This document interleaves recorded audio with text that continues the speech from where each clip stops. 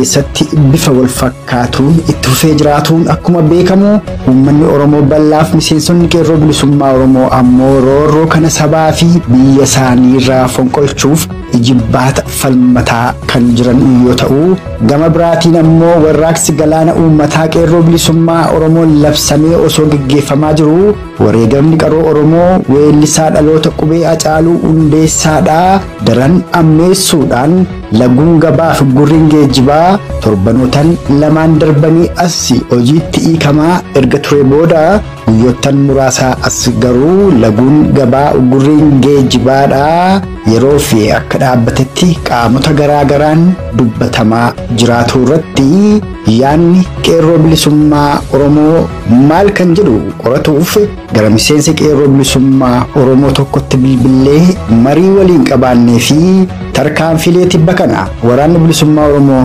Wooboon zoonii giddugaleessaa fi lixaa fudhataa jiru irrattis odeessa arganne sagantaa kanaan kan isiniif dhiyeessinu ta'a. Dabalataanis ajjeechaa suukanneessaa giddugaleessa Oromiyaa ona jalduu keessatti qeerroo Oromoo ganna 19 irratti hidhattoota mootummaa naftanyaan raawwate qoratuuf obboleessa qeerroo wareegameef bilbilee odeessa isarraa argannes sagantaa kana keessatti ammachiifneerra. Kanattis dabalataan hiriira mormii duguugisa sanyii Oromoo irratti raawwatamaa jiru balaaleffachuun Oromoota biyyoota ambaa garaagaraa keessa jiraataniin geggeeffamaa jiru keessaas arraaf kan biyya Ameerikaa magaalaa Washington DC irratti waan qindeeffanne kan isiniif dhiyeessinu ta'a. Turtiin keessan naga xumura kurfii keenyaatti nu faana haa ta'uuf ammas irra deebi'ee isin hawwataa. Jalqaba irratti turtii miseensa qeerroo bilisummaa Oromoo waliin dhimma warraaqsa galaana uummataaf haala waliigalaa Oromoof Oromiyaa irratti qabaanne isiniif dhiyeessuun sagantaa keenya aanfannaa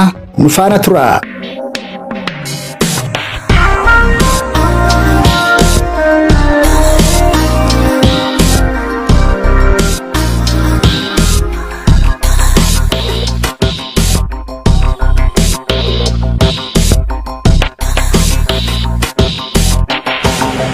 Miseensa qeerroo bilisummaa Oromoodha akkuma liinuu quba qabnu warraaqsi galaana uummataadha waxabajjii bultii 8 yaamamee osoo warraaqsi itti jiru qaroon Oromoo weellisaan dhaloota qubee Hacaaluu Hundeessaa wareegame sun ammoo daran warraaqsicha jabeesse. Haa ta'u malee guyyaa lamaan kana kan argaa jirru miidiyaalee Oromoo biyya ambaa jiran irratti ba'uudhaan namoonni tokko tokko gurriin geejjibaa fi laguun gabaadha guyyaa 5 labsame akka xumurame cuunfaa yookaan bu'aa gurri geejjibaa fi laguu gabaa sanarraa argame faa yeroo isaan itti ibsantu mul'ata. Jalqabumarraa ammoo warraaqsa galaana uummataa qeerroo bilisummaa Oromoon yaamame sanarraa kan ibsisaa mul'isu warraaqsi galaana uummataa yaamame sun aga guyyaa Oromoon waan barbaadu argatuutti akka hin dhaabbanne bifa garaagaraan of haaromsaa akka itti fufuudha kan inni ibsu waan amma miidiyaalee tokko tokkorraa arginuu fi haala qabatamaa ibsa qeerroo bilisummaa Oromoon kennamee fi dhimma warraaqsa galaana uummataa irratti waan Oromoon Oromiyaa keessaa itti jiru osoo ni ibsite marii keenya kanaan eegalla. Warraaqsi galaana uummataa Oromiyaa keessatti waxabajjii bultii 8 irraa kaasee bifa walitti hin cinneen haalaa fi yeroo keessatti tarsimoo mataa isaatiin taliigamee haala sana fakkaatee sochii walitti fufiinsa qabu akkaataa fi yeroo gaafatutti adeemsa mataa isaatiin Oromiyaa bal'oo keessatti waan hawaasi naannoo sanaa fakkaatu haala qabsoo naannoo sanaa irra jirtu waan wal madaaleen namuu waan achirratti tarraa'eef hin tarraa'in haala naannoo sanaatti hojjetamuu mala jedhu warraaqsi galaana uummataa kun qabsoo uummanni Oromoo jibbaatee gabrummaa ofirraa fonqolchuuf lafeef dhiiga itti cabsee lubbuu itti dhabee geggeessaa jiru akka goolaba argatuu fi sochii geggeeffamaa turedha. Sochii kana keessatti namni Oromoo marti qeerroon bilisummaa Oromoo hawaasni Oromoo kita gitaan jiru sochii kanatti akka hirmaatuuf labsii ba'eedha jechuudha.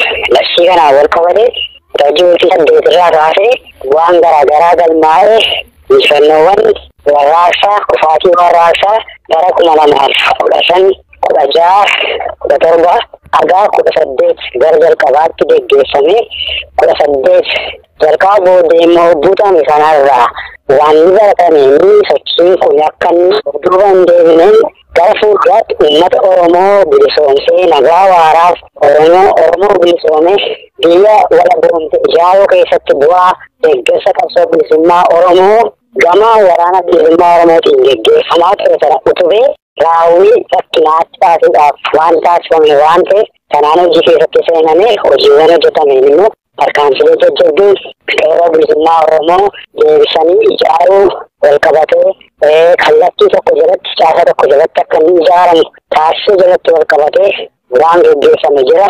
Sanaanis qabsoon kun finiinee du'aatii artistii qaroo uummata Oromoo Hacaaluu Hundeessaatti walqabatee immoo waraanni qabsoo kanatti uummanni Oromoo ka'umsarraa warraaqsi galaana uummataa gaafa gadi ba'e uummanni Oromoo gabroomee jira. Mootummaa mataa isaatii hin qabu. Mootummaan kun immoo uummata Oromoo fixaa jira yaada jedhu gadi ba'ee himatee uummanni waan tokko mootummaa kanarraa akka hin eegne waliin gurmaa'ee akka qabsoo kana geggeeffatu waan jedhu of keessaa qaba ture.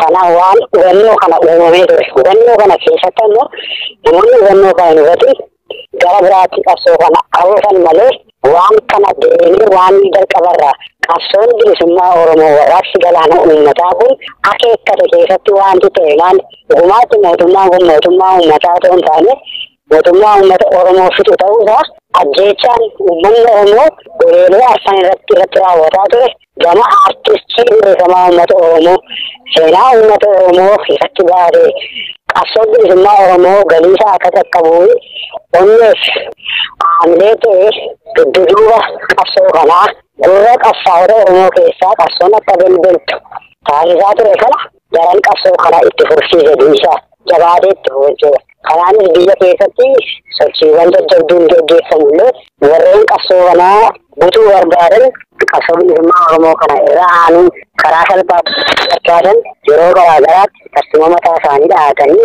maqaa qeerroo bilisummaa Oromoo jijjiiruu irra darbamee waan qeerroo bilisummaa Oromoo jaarmiyaa mataa isaa irraa waraana bilisummaa Oromoo irraa kallattii taliigamaa fudhatee geggeeffamaa jiru.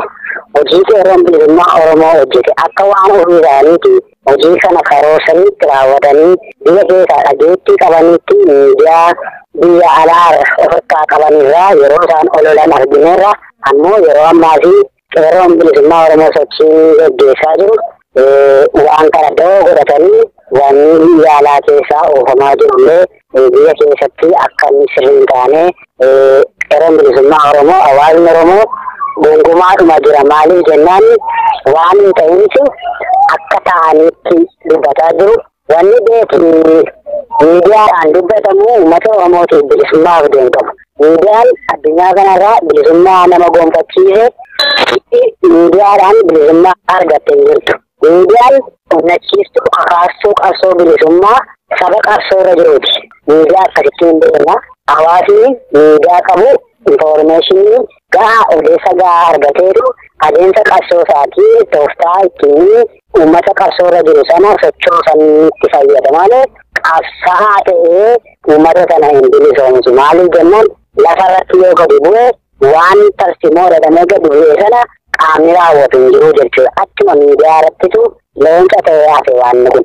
Amma garuu waan amma dubbatamaa jiru qabsootti addaa ta'uu dhabeechi. Oromoo naa bilisoomu bilisummaa isaa erga argateeti warri waanni wal bushuu waanni abbaa kaachuu kan Oromooti. Bilisummaa kana anatu fidee kanatu fidee miti garuu dhugaan jiru immoo qaamni qabsoo kanatti dadhabaa jiruuf kallattii itti tolchee deemaa jiru waan jiruuf isa kanarraa namoonni alarraa ololaa jiranillee guyyaa shan kanaan booddee madaallii gama qabsoo kanaa waan ta'ee jedhamee kaa'ame kun ofiitti ka'an karaa kanaan xumurre jedhaman kun sirriillee miti. Abbaa qabsoo kana geggeessisaa jiru maaf hin gaafatin. Fakkeenyaaf anatti cufe karaa cufneerra magaalaa keessatti waraqaa rabsineerra Amma kan jiran geggeessine gooneerra waa daldalaa kaasuu dukkaana kan baranne gooneerra qeerroo bilisummaa Oromooti. Qeerroo bilisummaa Oromoo har'a kana goone immoo eenyuun dhagaa jirra. Waraana bilisummaa Oromoo hoogganaa waraana bilisummaa Oromoo dhagaa jirra. Maaliif jennaan jarri kun du'anii agarsiisaa jiru. Noonni qabsaa jiru. Abiddatti moofanii dhaabanne lubbuu isaanii deebiin kan itti laatan jechuudha.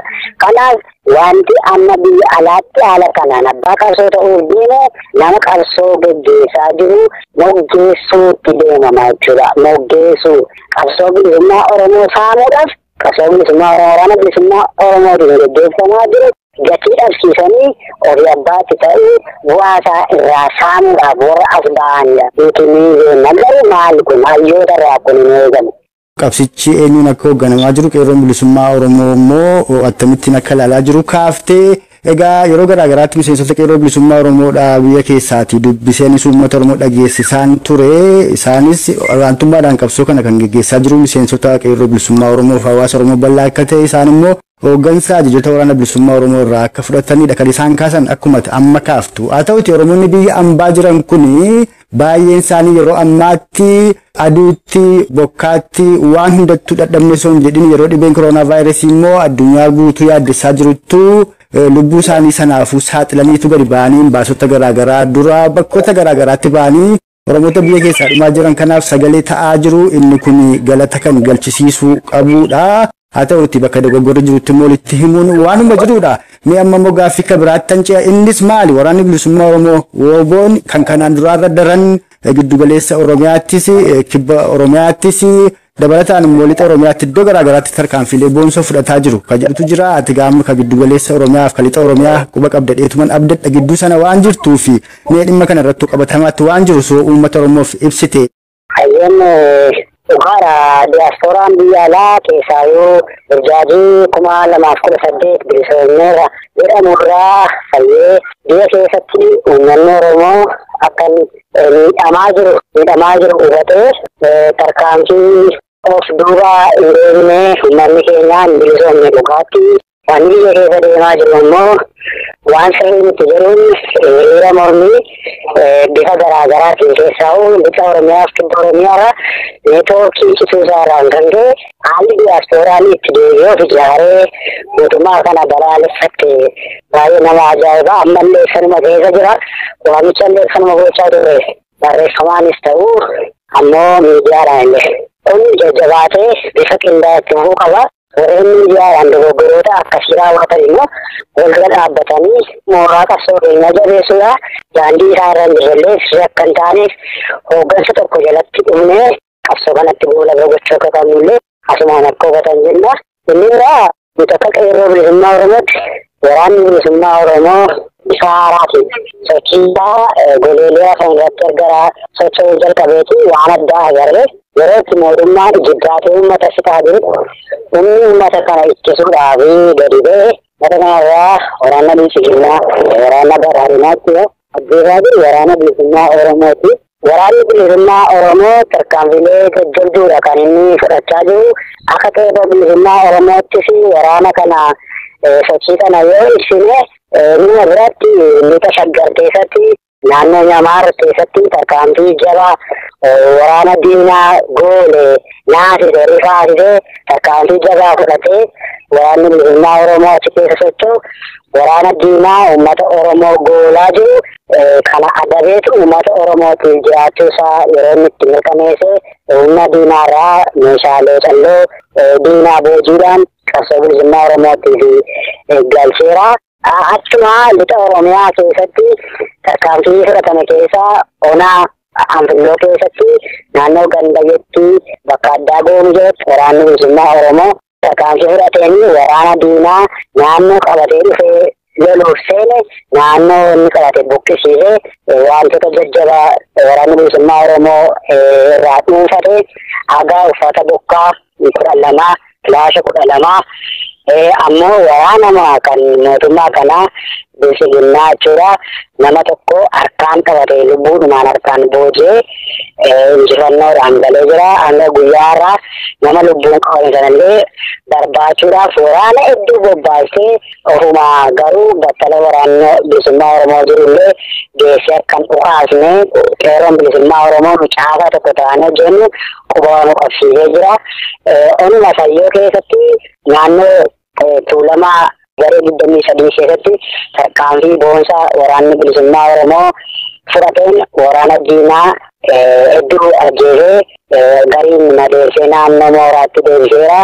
Madoon isaanii hospitaala Damdoolootti yeroo yaalaman kadu'an immoo waraanni bilisiginnaa fe'attee baateetti haala jabaa naannoo sana irratti rifaatu mootummaa kana irratti uumee agaa guyyoottan sadan kanaatti illee waraanni diinaa mooraadhaa akka hin baane fi qeerroon naannoo sanaa ka nu hubachiisan kan quba qabnullee jira. Kana malees waraanni mootummaa kun haala mootummaan kun keessa jiru jibbuudhaan uummata Oromoo naawwayya qabsoo bilisummaa Oromoo naawwayya jedhee ka mooraa gadhiisee deemee ni jira.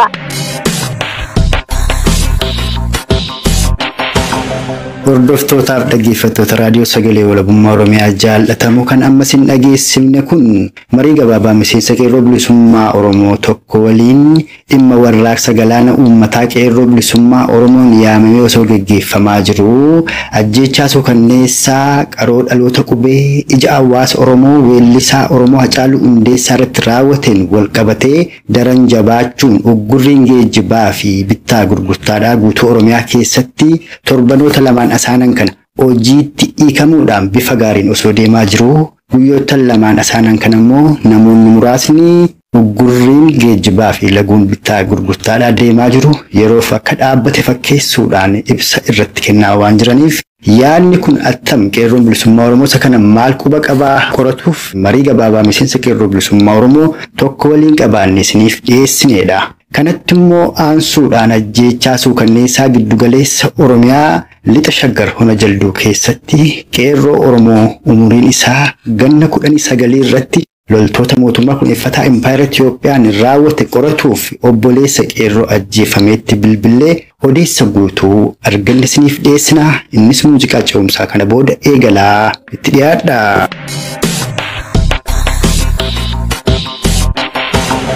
Egaa obboleessa keetu wareegame jedhanii waaqni lubbuusaa jannataan ajaallatu nu warrafe moorra gumaasaa bilisummaa Oromoo walabummaa Oromiyaan baasu nu haa taasisuu. Fiiqii dhugaasaan jedhama raadiyoo sagalee walabummaa Oromiyaa irraan siif bilbilaa mee waan ta'e kana uummata Oromoof ibsi bu'uurumarraa ka'iiti. Gochichi kan inni raawwate gara lixa Shaggaridha. Lixa Shaggar aanaa Jalduu naannoo Ganda Qabbanaa iddoo addaa Bosoo jedhamuttidha. Lixa Shaggaritti torbe tokko dura waraanni bilisummaa Oromoo boon tarkaanfii fudhateera. Oromoonni Hona Jalduus loltoota yookaan immoo poolisoota humna addaa irraa meeshaalee waraanaa hiikkachuu isaanii odeeffadhee uummata Oromoon dhageessisee ture. Sanaa asii amma kun kan raawwate. Gochiinni sun nama jettan kun kan raawwate gaafa jimaata turedha. Jimaata darbe. Jimaata darbe sun taane torbee jimaata darbe ture.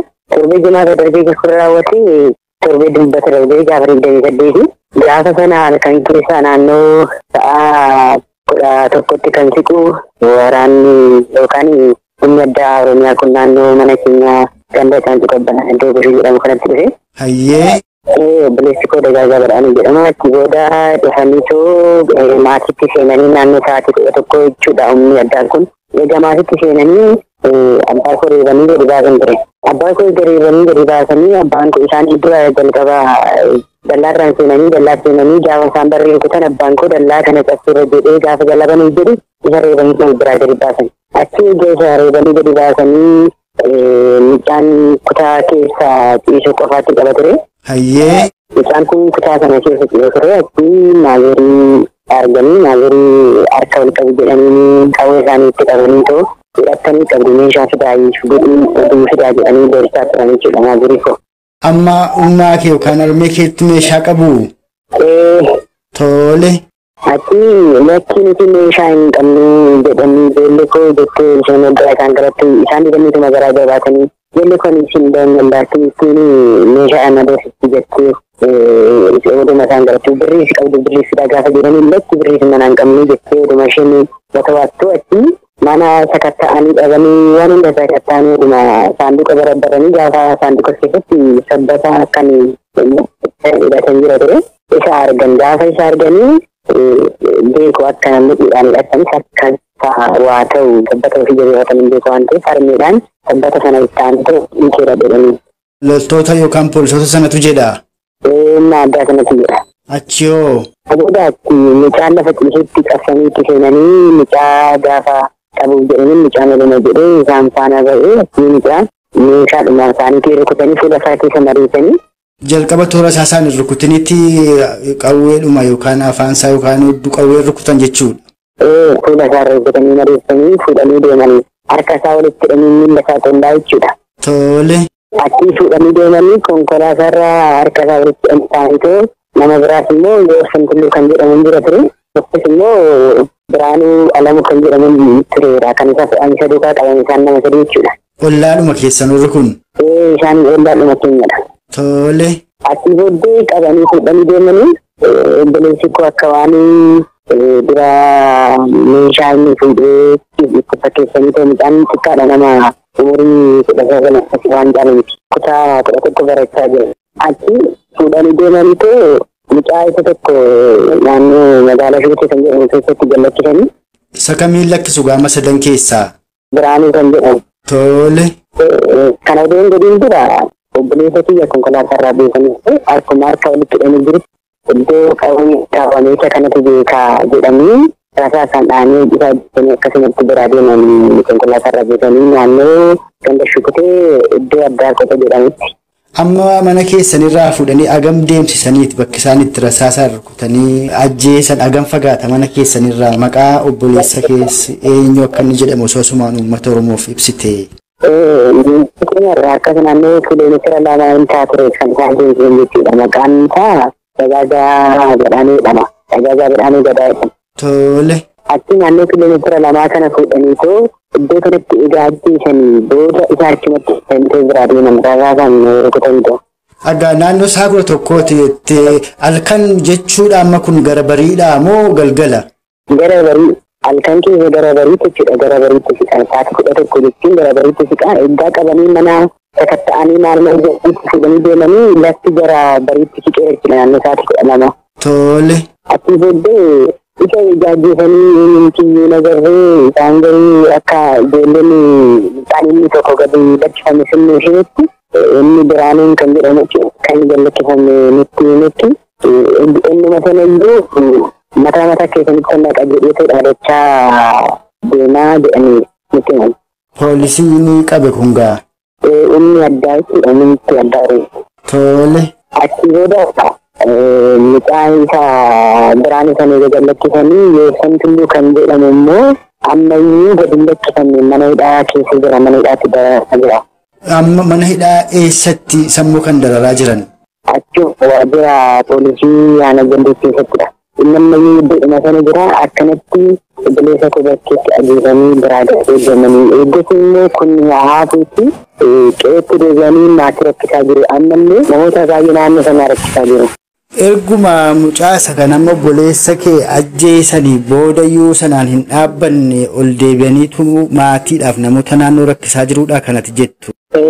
Maatii naannoo qe'ee sanaan lafa maatii qe'ee keenyatti deebi'aniitu achuma naannoo sana naannoo qe'ee sana bal'aa keessa naannaaniitii bulu maatiin sodaatanii maalii akka isaan barbaadan gaafachuu illee dhiisanii ta'e sababa sodaa achuma keessatti inni taa'ee jiru jechuudha. Egaa inni maatii rakkisuun maatii kan keessanis dararuun akkuma jirutti ta'e haalli waliigalaa amma gara lixa shaggar foonatti keessa jiraattu foonota biraa keessa jiru maal fakkaata kanallee mee gabaabsi uummata Oromoof ibsi. Isa kanallee gaafamsiniif immoo waan lixa shaggar naannoo kana naannoo namni jiraatu gaafamsiniin namoonni baay'een qe'ee isaan irraa baqatanii waraana bilisummaa Oromoo tooraa jirtu.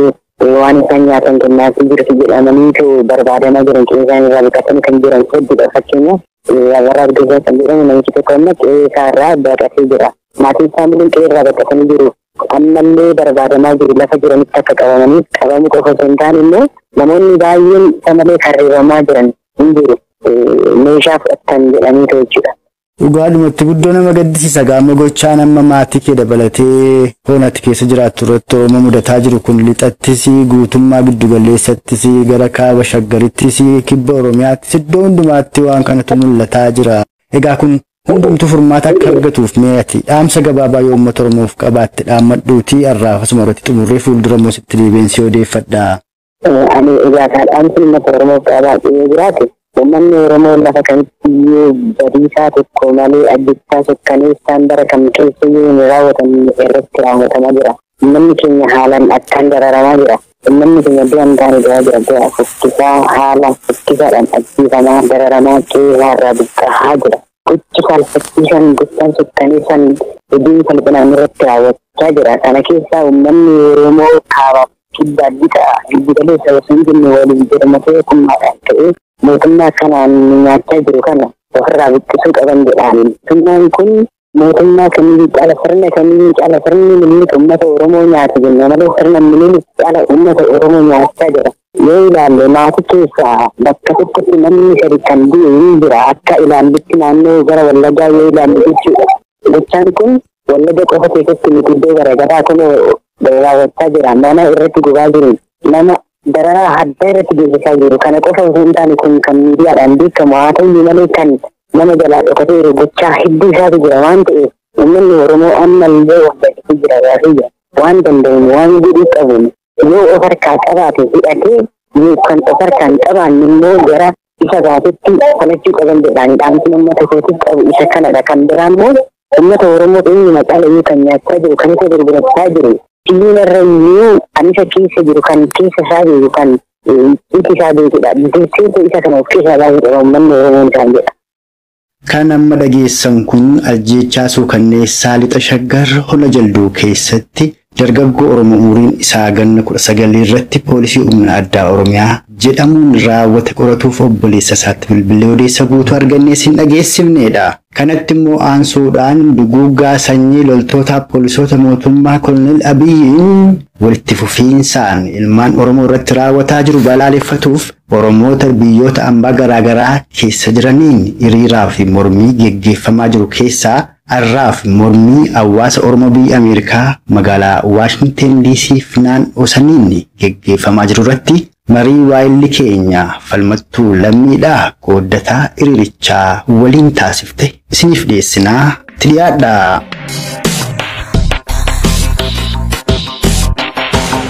Oromoonni biyya Ameerikaa magaalaa Waashingten DC jiraatan hiriira guddaa qopheessanii jirtu. Dhageenyee isin bilbilee maqaa keessanii fi bakka jiraatanii dhaggeeffattoota keenyaan wal baruudhaanii akeeka hiriira kanaa wajjin nu ibsitanii. Ayyee maqaan kiyya Tolchaa Wagin jedha. Kaayyoon akeeka hiriira kanarraa har'aan guyyaa sadaffaadha. Akeekni isaa yeroo ammaa kana gochaa suukanneessaa mootummaan biltiqinnaa yookiin mootummaan nafxanyaa afaan Oromoo dubbatu gochaa suukanneessaa dhala Oromoorraan ijoollee Oromoorraan gahaa jiru mootummaa Ameerikaatti saaxiluu fi akkasumas immoo kanneen mirga dhala namaa eeganitti iyyachuudhaafi. Mootummaan nafxanyaan afaan Oromoo dubbatu kuni yeroo darbee artistii Oromoo beekamaa jaalatamaa qabeenya Oromoo kan ta'e Haacaaluu Hundeessaa ajjeesuun gamatti namoota ajjeechaa Haacaaluutti mormii godhan namoota 200 ol ajjeesee jira. Gama biraan immoo hooggantoota dhaabbilee fi aktivistoota Oromoon qabdu hunda mana hidhaatti naqee jira. Kanaaf kana balaaleffachuudhaaf yeroo guyyaadhaa kana baane jechuudha. Amma eessa jirtu garamitti adeemaa jirtu karoorri kee kanarraa maayini? Amma State Department yookiin immoo ministeera dhimma alaa fuuldura jirra. Iddoo sanatti dhaadannoo dhageessisaa kan turre garuu hiriirri inni guddaan yeroo darbee guyyaa fuuldura kan goone guyyaa sana akka jirutti karaa naannoo hin cufne naannoo Capital kan jedhamu kan seneetoroonni biyya kanaa kan jiran naannoo sana sa'aatii isaan ba'an gubbaarratti eegnee cufne akka isaan innaa hojiidha onnaa ba'an akka arganii fi sana naannoo gara daqiiqaa 30 erga cufne booda sana booda immoo gara karaa 395 yookiin immoo afaan biyya kanaatti 395,000 kan jedhamu gara warra waraana biyya kanaa addunyaa irratti kan beekamu Pentagon kan jedhamu karaa naannoo sanatti deemu hunda hin cufne maaliif hoogganoonni addunyaa waraana kanaa akka namni naannoo sanatti deeman hundumtuu attentionii akka argataniif akka nu dhaggeeffanni jiroonni kun maaliin hiriira ba'u kan jedhuuf karaa sana cufnee jirra. Kanaaf egaa ammas yeroo ammaa kana State Department fuulduratti jirra. amma bahuudhaaf hin murteessine garuu heeyyamas hin arganne asuma irratti dhageessisaa jirra amma. Baay'ee gaarii dhaggeeffatummaa argattanii jirtu jechuudha. Dirqamsiisanis haa ta'u karaa sana cufuudhaani egaa Waashingtan DC'n mootummaan Ameerikaa bakka jiru jechuudha. So karaa kana milkii tamiitu jira jettaa bu'aan hiriira kanaan maal ta'uuf adeema? Milkiin egaa milkiin nu dhaga'aniidhaaf haa baranii malee jechaadhuma malee yeroo har'aa kana hiriirri addunyaa hundarratti bahee jira. Nutis gadi baanee rakkoo jiru rakkoo mootummaa namaa jiru kun akkatti dhala Oromoo ajjeesaa jiru qe'ee Oromoo akkatti gubaa jiru daa'ima akkatti fixaa jiru nama hunda mana hidhaatti guuraa akka jiru. Kana biraan immoo barreeffamaan kan nuti galfanne ilmi waraana adda bilisummaa Oromoo keessa jiranii haadhaaf abbaa bakka tokkotti kan ajjeesan ilmi keessan waraana bilisummaa Oromoo keessa jiranii mana namaa qabeenya wajjin kan barbadeessanii ibiddatti naqan gochaasuu kanneessaa yeroo ammaa kana addunyaa irratti hojjetamee ta'u hin beekne kana hojjechaa waan jiraniif sana hunda barreeffamaan qopheeffannee dhiyeessineera bakkoota adda addaatti keessattuu irra deddeebinee guyyaa sadaffaadha mootummaa biyya alaa foreign ministeerii biyya kanaatti State Departmentiitti galfanneerra. Isaanis bahanii rakkoo jiru hubatanii fudhatanii jiru gaa murtii isaan irra gara fuulduraa laalla garuu irra caala nuti biyya alaa namni jiru Oromoota biyya keessa jiraniif qabsoo isaanii akka itti fufan akka itti jabaatan nutis akka isaa wajjin jiru waan dandeenyuun amma jirri kun mootummaan kun diina Oromooti malee Oromoo waan hin taaneef kanarratti amma dandeenye biyya alaa kana keessa nu hojjennaa egaa warra biyya wajjin dhaabbachuun waraqaa sin harkaa fuudhaniiru jechuudha. Waraqaa nu harkaa fuudhaniiru irratti hojjennaa nu jedhanii jiru fuudhaniiru guyyaa sadanuu jechuudha. Dhugaadha akkuma tu kaastee mootummaan kun uummata Oromoo naannoo adda addaa jiranii baadiyyaadhaa hiyyeessaa sooressatu hin jedhin xinnaadha guddaadha osoo hin jedhin Oromoo ajjeesaa ture waggaa lamaan darban kana keessumaati isa durii irratti dabalame jechuudha wanti irraa gadi bu'ee hin jiru itti dabalame yoo ta'e malee har'a artistii guddaaf jaallatamaa Hacaaluu Hundeessaa ajjeesuun Oromoo kaasee jira dammaqsee jira. Akkanatti fakkaatutti tokkummaadhaan akka inni ka'ee lolatu gochaa jiran fakkaata. Ati kanarratti maal jetta yaadni kee gara fuulduraatti ta'u isin karoorri keessan maaliin goolabama qabsoon uummata Oromoodha? Gara fuulduraatti ani akka hawaasa naannoo kana jirutti akka koomuniitiis akka boordii koomuniitiis ta'ee akka dhuunfaa yaada kiyyaatti mootummaa nama maqaa Oromootiin iddoo sana taa'u mootummaa isaa akka hin taane uummanni Oromoo jala muree isaa beekuu qaba. Mootummaan kun diina Oromooti malee Oromoodhaaf kan dhaabbatu Oromoodhaaf gaafii Oromoo kan deemu miti. Gochaa kan jiru Oromoodha barbadeessu warra nafxanyaa wajjini kana waan ta'eef Oromoon ala jiru kun walumaa galatti Oromoon Oromiyaa keessa jiru mootummaa kana qabsaa'ee ta'u kan du'e kan jiraate qabsoodhaan yeroo kana ofirraa kaasuun dirqii ta'a jechuudha. Kanaaf bara baraan Oromoon dhumuun irra hin jiru kan dhume kan jiraate immoo jiraachuutu irra jira. Kanaaf gara fuulduraatti ani akka yaada kiyyaatti mootummaan kun diina Oromooti malee fira Oromoo waan hin taaneef Oromoon bakka jiru ka'ee abbii Oromoo kan ta'e gara fuulduraatti waraana bilisummaa Oromooti. Waraanni bilisummaa Oromoo yeroo ammaa kana du'aa kan jiru wareegamaa kan jiru uummata kanaan malee kan biraa waan hin taaneef Oromoon keessa jirus wanni odoo hin taane lagaan kan biraatiin dhaaban odoo hin taane erga takka ka'ee waraana bilisummaa Oromoo waliin qeerroo waliin ta'ee jara kanarratti qabsaa'ee ofirraa kaasuudhuma sirra jira malee filmaanni biraa hin jiru. Oromoonni nagaadhaan qabsaa'uudhaan waan barbaadu argachuu hin danda'a warri jedhan karaa tokko jiru karaa biraa immoo Oromoon karaa hundumaa nagaadhaan hidhatees lolee karaa barbaachisu hundumaan loluudhaan diina isaa dura dhaabbachuudhaaf mirga qaba kan jedhanis jiru ati kanarratti maal jetta? Oromoon karaa nagaatiin falmatee qabsaa'an yoo mootummaa nagaa yaadu odoo ta'e mootummaa diktaatorii odoo ta'uu baate uummata kanaaf yaadu odoo ta'e karaa nagaatiin qabsoo sirreessu iyyuu ni barbaade akkasitti deemuu hin danda'amaa ture silla odoo karaa nagaatiin qabsaa'amu odoo ta'e ijoollee waraanni bilisummaa Oromoos ta'e qabsaa'onni bosona keessatti rakkatan mootummaan kun hin dhaga'u afaan hin dhaga'u karaa nagaatti odoo hin ta'in kan inni dhaga'u afaan inni dubbatu itti dubbachuudha afaan inni dubbatu immoo afaan qawweedha kanaaf karaa nagaatiin inni jedhamu soba fakkeessadhaaf malee inni gatiin qabu bu'aa tokkollee hin qabu ammallee Oromoon lama gowwoomuun irra hin jiru karaa nagaatiin yeroo baay'ee baruma baraan karaa nagaatiin kanaaf biyya sana keessatti karaa nagaatiin qabsaa'anii Oromoon mirga isaa deeffachuun gonkumaa hin yaallamu hin ta'u arginee jirra Baqqalaa Garbaa karaa nagaatiin qabsaa'aa ture Mararaa Guddinaa karaa nagaatiin qabsaa'aa ture garuu bineensonni isaanii har'a mana hidhaa jiru kanaaf biyya sana keessatti karaa nagaatiin qabsaa'uun hin yaaddamu afaan isaan dubbatanii dubbachuudha kan jedhu yaada qaba. Baay'ee gaarii dhumarratti dhaamsa uummata Oromootii fi dhaabolee Oromootiif aktivistoota Oromootiif qeerroo Oromootiif waan qabdu yoo jiraate carraan sii kennaa kanarratti goolabna. Yaadni walumaa galatti qabu uummanni Oromoo egaa amma yeroo isa dhumaa sarara ishii dhumaa gubbaa ga'ee jira yookiin qabsaa'eetu bilisa bahu yookiin dhabamu gubbaa ga'ee jira kan kana caalu hin jiru Oromoon irra biyya isaa keessatti guutuu Oromiyaa keessatti roga rafan iyyuu daraaramaa jira, du'aa jira, hidhamaa jira. Ijoollee Oromoo beektonni isaa yeroo ammaa kana mana hidhaatti guurramaa jiru. Warri immoo waa'ee Oromoo dubbatan ammas reebbamaa jiru, rakkoo guddaatu irra gahaa jira. Kanaaf kuni du'aan adda hin jiru. Mana kee gubbaarratti biyyi Oromaa nagaadha. Biyyi Oromaa nagaadha. Gaarri kaabaa nagaadha. Biyyi hunda nagaadha. Qabeenyi Oromooti jedhan akkuma Oromoon yeroo ammaa kana wennin bifa ishiitti duuti akkuma jedhan sana Oromoon qabeenya isaatii qe'ee irratti du'aa jira. Kana waan ta'eef uummanni Oromoo isa dhumaatiif ka'ee jara kana ofirraa kan dhume mirga isaa deeffachuutu irra jira. Kanaaf biyya keessa jiru lagaan odoo waliin qoodiin dhaaba kana keessa jira baluu dhaaba sana odoo hin jedhin dhiigni Hacaaluu dhangala'e kun Oromoo walitti fideetoo dhiigni isaa sarii bilisa nu baasuu danda'a ta'a. Kanaaf qeerroon biyya keessa jirus biyya alaa keessa jirus biyya alaa kana keessa addunyaa keessatti yeroo ammaa kana hiriira nagaa guddaa godhamaa jira. Waan Oromoon walitti dhufaa jira. Kanaaf uummanni Oromoo isa dhumaatiif tokko ta'ee odoo waliin qoodiin walitti dhufee jara kana fuuldura dhaabbatee mirga isaa falmee argachuutu irra qaban jira. Gabaabatti kan dubbadha. Galatoom. Fayyaa ta'ii maqaa raadiyoo sagalee walabummaatiin baay'ee si galateeffannaa.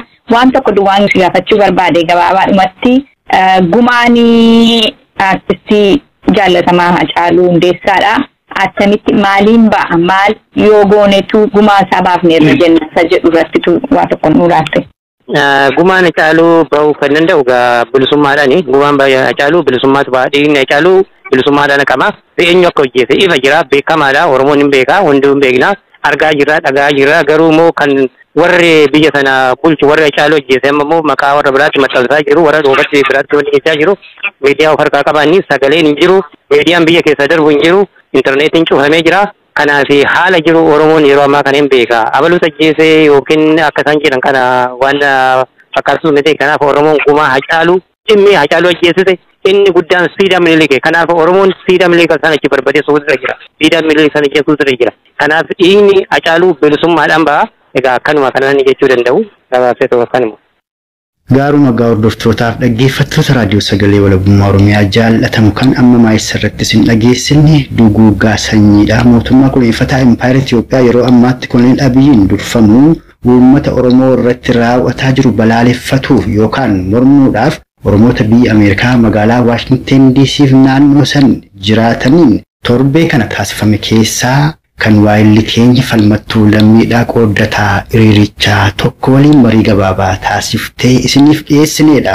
Akka waliigalaatti ajjeechaa suukanneessaa giddugaleessa Oromiyaa lixa shaggar hona jalduu keessatti qeerroo Oromoo umuriin isaa ganna 19 ta'e tokko irratti poolisoota humna addaa poolisoota Oromiyaa jedhamanii torbee kana raawwate qoratuuf gamasitti bilbilee obboleessa qeerroo ajjeefamee waliin turtii gabaabaa taasifnee isin dhageessifnee fi dhimma laguu gabaa yookaan uggurrii geejjibaa akka waliigalaatti ammoo warraaqsa galaana uummataa qeerroo bilisummaa Oromoon yaamamee geggeeffamaa jiru irratti turtii gabaabaa miseensa qeerroo bilisummaa Oromoo tokko waliin qabaannes isin dhageessisaa armaan baaneerra.